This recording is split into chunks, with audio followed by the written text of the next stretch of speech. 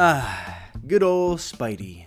In case you guys didn't know, he's by far my favorite Marvel superhero, and frankly, I don't think that's much of a unique position. Spider-Man is probably Marvel's most beloved hero worldwide, and for good reason. He embodies the most truest of heroic ideals on a daily basis. But we aren't gonna talk about what makes old Spidey so good. No, in part because I already did that in this video right here. Instead, today we are going to talk about Holland, aka the MCU's rendition of the web-slinging wall crawler, and more specifically, we're going to talk about the biggest, most glaring flaw with this version of Spider-Man, because oh, believe you me, there's a big one. But just as a disclaimer, don't let that fool you into thinking I don't like Tom Holland's Spider-Man or that I think the character needs another godforsaken reboot. I actually love Tom Holland's approach to the character, and I think he's doing a pretty fantastic job. I mean, if it wasn't for him, we probably wouldn't even have Spidey in the MCU anymore.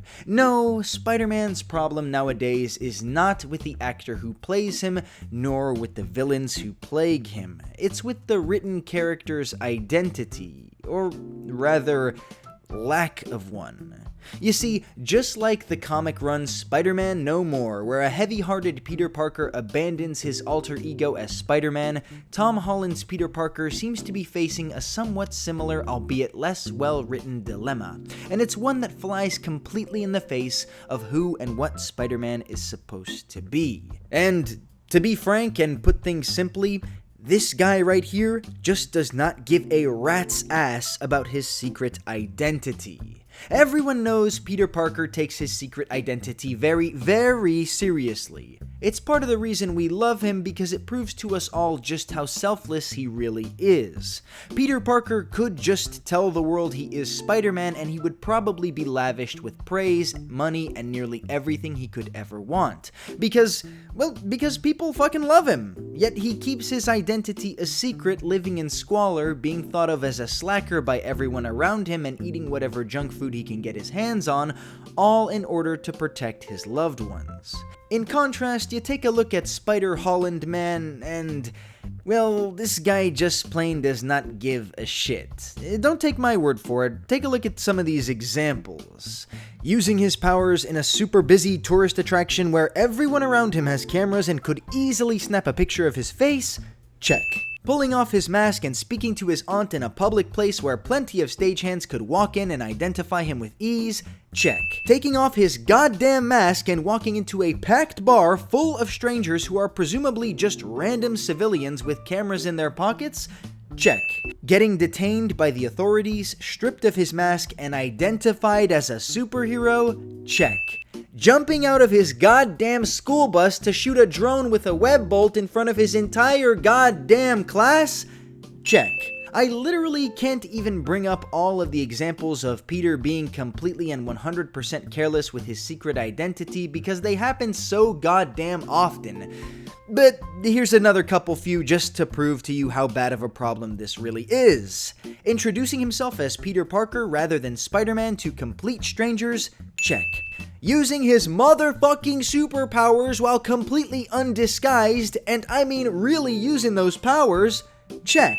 And look, I know Disney wants to show off Tom Holland's beautiful British face, and there's probably a good portion of the audience that walks into the theater demanding to see more of his face, but that's not an excuse for sloppy storytelling. I mean, just take a look at the original Spider-Man trilogy with Tobey Maguire. This mask issue was never really much of a problem because most of the time his mask comes off, he's either A, alone comforting someone who's about to die or already knows his secret identity, B, had his mask ripped off by a supervillain or explosion, or C, only lifted his mask halfway up to inhale some pizza, or yeah, you know. In other words, the writers were smart enough to figure out a way to get Tobey's face into the scene without compromising one of the character's most firmly held beliefs.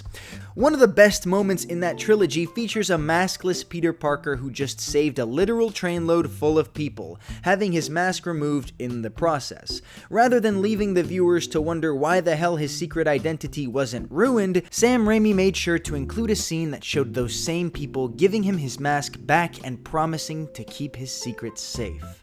In contrast, to put things mildly, this Spider-Man does not give a web-slinging fuck about his secret identity, and it's painfully obvious. I mean, I was in the theater holding my breath during these scenes, partially because I thought there's no way Spider-Man could get away from this without having revealed himself to anyone with a brain around him, and yet there he goes, scot-free without so much as even a hiccup. Like, sure, MJ figures him out, but it's not even impressive at that point, because he just literally spent a half hour fighting a supervillain in a public plaza without his goddamn suit or a mask on. You're gonna tell me this bullshit is keeping his secret identity? We called out Superman for his dumbass glasses and hair disguise, and you'd better be goddamn sure I'm calling out Spider-Man. And sure, at the end of the movie, they conveniently cover their sloppily laid tracks by having Mysterio reveal Spider-Man's secret identity, but it's like, okay, give it literally 1 week and I guarantee you this guy, these guys, these people, this guy, and all of them would have pieced it together and spilt the beans regardless. It just felt like they revealed his secret identity at the end of the movie because they saw how sloppy they had written Peter out to be and felt like they needed a get-out-of-jail-free card. And herein lies one of my biggest issues with this character. Once again, I think Tom Holland is doing a good job, and I'm excited to see what he can bring to the table in the next film, but that being said, I just don't think the people writing this script really have a firm grasp on the kind of Spider-Man they want to display to the audience. Does he care about his secret identity? Is he ambivalent? Is he just a kid who doesn't really consider these things? But then again, isn't Peter Parker supposed to be a genius? Anyways, that's just one man's opinion on his favorite superhero, but what do you think? With that, this has been So Good, reminding you once again to keep on loving good stuff.